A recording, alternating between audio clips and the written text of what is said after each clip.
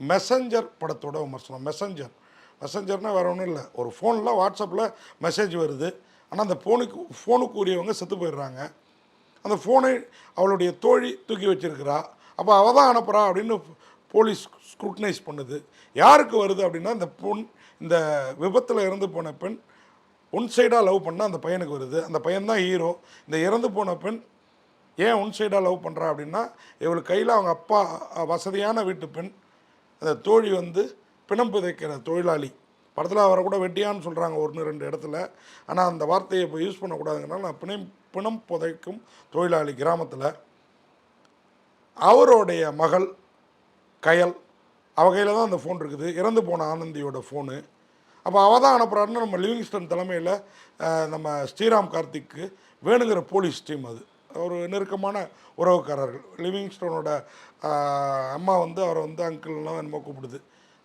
ஆனால் நம்ம ஸ்ரீராம் கார்த்திக் ஹீரோ சார்னு தான் கூப்பிட்றாரு. இவங்க ஸ்ரீராம் கார்த்திகை கூப்பிட்டுக்கிட்டு அந்த ஃபோனை தேடி போகிறாங்க. ஏன்னா ஸ்ரீராம் கார்த்திக் மெசேஜ் வந்துகிட்டே இருக்குது. பார்த்தா அந்த பொண்ணு இறந்து போயிருக்குது. அப்புறம் எங்கேருந்துடா மெசேஜ் வருது அப்படின்னு பார்த்தா, முதல்ல அந்த வெட்டியன் என்ன சொல்கிறாருன்னா, அந்த ஃபோனையும் பொண்ணோடையே புதைச்சிட்டோம் அப்படின்னா, இல்லை உன் பொண்ணு காட்டு. ஆனால் இவங்க 2 பேரும் பள்ளி தோழிகள். ஆனால் படத்தில் பிணம் புதைக்கும் தொழிலாளியை வெட்டியான்னு சொன்னாலும் அவங்க வீட்டு பொண்ணை பண்ணையார் வீட்டு நடு வீட்டிலலாம் விடுறாங்க, போகிறாங்க வர்றாங்க. அதெல்லாம் ஊரில் நடக்குமாங்கிறது நமக்கு தெரியல. கதையும் கொஞ்சம் காலத்துக்கு முந்தைய கதை மாதிரி இருக்குது. ஆனால் எடுத்துக்கிட்ட கான்செப்ட் இருக்குது பாருங்கள். உருவமே இல்லாத ஒரு பெண்ணை ஹீரோ லவ் பண்ணுறாரு. யார் அப்படின்னு பார்த்தீங்கன்னா, அதுதான் அந்த ஹீரோயின். ஃபஸ்ட்டு அவருக்கு ஒரு லவ், அந்த லவரும் அவரோட ஐடி கம்பெனியில் சென்னையில் வேலை பார்க்குறாங்க.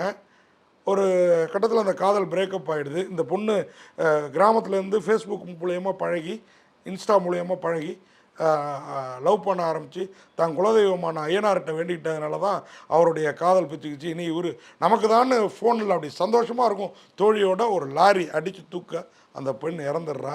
இறந்த பிறகு தான் இந்த ஹீரோவுக்கு மெசேஜாக வருது அந்த ஆனந்திக்கிட்டேருந்து. எப்பட்றா வருது, எப்பட்றா அப்படின்னு பார்த்தோம்னா அதாங்க கதை.